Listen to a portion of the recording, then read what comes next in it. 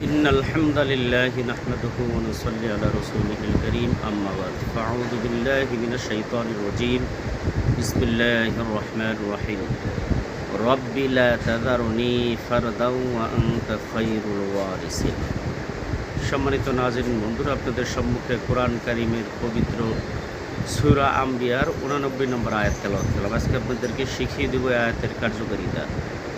সম্মানিত বন্ধুরা, যারা বিয়ে শাদী করেছেন অনেক বছর কিন্তু আপনাদের বাচ্চা হচ্ছে না, কনসিভ হয় না, তো যাদের বাচ্চা হয় না হতাশ জীবন নিয়ে চলাফেরা করতেছেন, তো তাদের জন্য আজকে এই সূরা আম্বিয়ার 89 নম্বর আয়াত আপনারা প্রতিদিন 101 বার পড়বেন। ঈশার নামাজের পরে ঘুমের আগে 101 বার পড়বেন এবং এক গ্লাস পবিত্র পানির ভিতরে 101 বার পইরা ফুদিয়া উবাই খেয়ে সহবাস করবেন।